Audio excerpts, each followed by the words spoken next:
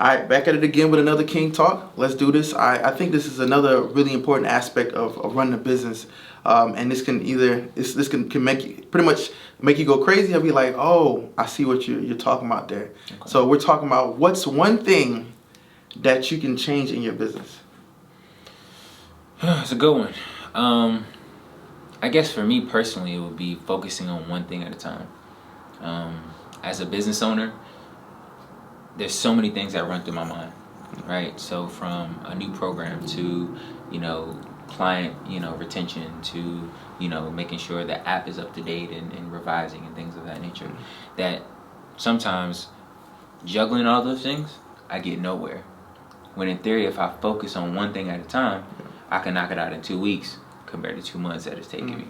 And I think for a lot of new entrepreneurs or even seasoned entrepreneurs, I think we all struggle with that, is trying to find that healthy balance, because you want to have a hand in everything. You want to have basic knowledge of every single thing going on in your business, but there's moments where you have to really get knee deep in this certain aspect of it. True. But you can't be knee deep in everything. True.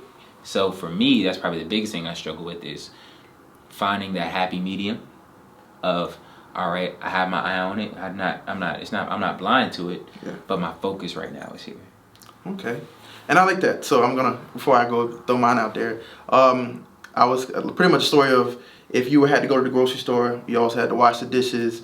How would you do those things? So maybe you're on the road to go to the grocery store. You go to get the groceries. Then when you get home, you probably throw the dishes in. Gotcha. But these two things you can't do at the same time. Fair. So prioritizing and timing. When can you do those things? So maybe setting aside time to follow with clients, or set aside time to troubleshoot, like, just issues. These are the issues I have. Troubleshooting those, maybe giving an hour, 2 hours a day, or maybe just today I'm going to focus on these issues, and then today I'm going to actually build a business. You know what I'm saying? Mm-hmm. So setting aside the time frames to be able to take care of those things, instead of just mixing them all together, like, oh, I'm going to do this and I'm going to do that. You'd be all over the place. Yeah. So my one thing I would want to change in my business, I think the one of the things is sticking to what I say, to my contract, holding myself accountable to hold a client accountable when we set boundaries, Yeah. Because at the end of the day, I feel like I give in way too much with, I'll do this, and then next thing you know, it's way bigger than what I originally planned, and it starts affecting other clients, because now I have less time to spend with them, or I'm not giving quality work, instead of the quality work I would have gave if I just did the amount of time that I said I would spend here. And it's cool to go above and beyond for somebody, right, but sometimes that's not warranted. It's just them just pulling as much as they can take from you before you say it's enough. So that's a good point, right? So I think, there's that balance piece we talk about, right? Because we always want to take care of our clients, right? Because they're number one. Without clients, you don't have a business, right? So you always want to take care of your clients, but there is that point where it's like, listen, this is how this service works. This is how this product works. These are the rules and ramifications. Yeah. These are the boundaries of it. When people try to come out of those boundaries, you as the business owner, there comes a point where you're like, no, I can't. Yeah. I can't, because the energy I give here now is less over here. Right. And like you said, setting those time frames, but also setting those hard boundaries for yourself to say, listen, I'm only giving this much to this project. Or example for me is, I started setting like working hours, right? Some people will say that's ludicrous, that's crazy as an entrepreneur, you should work 24/7. And I'm like, no. At 8 o'clock, I'm not answering any more business conversations. I'm just not, right? Because I need that time to kind of de-escalate, to get myself together, take care of self-love, self-care, so then I'm able to be 100% for the people. Yep.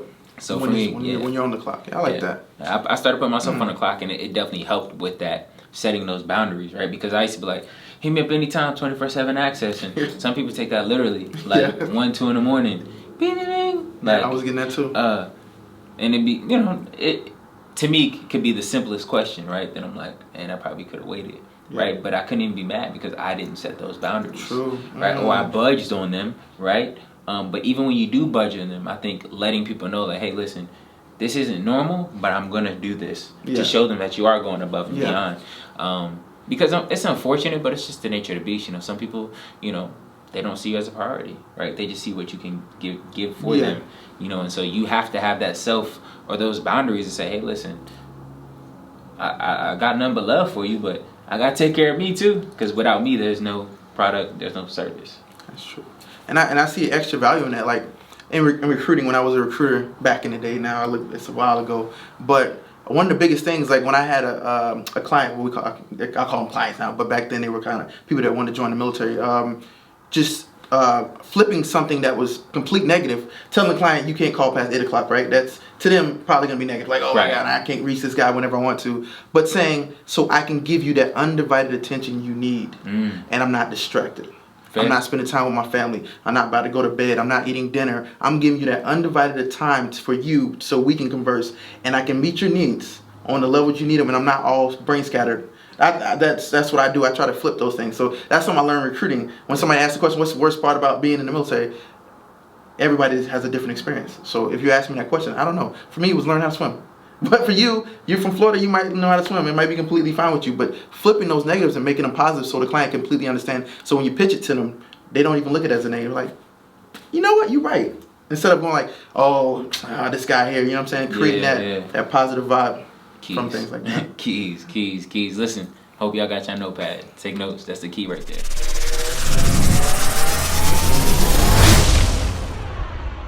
Flawless Fitness.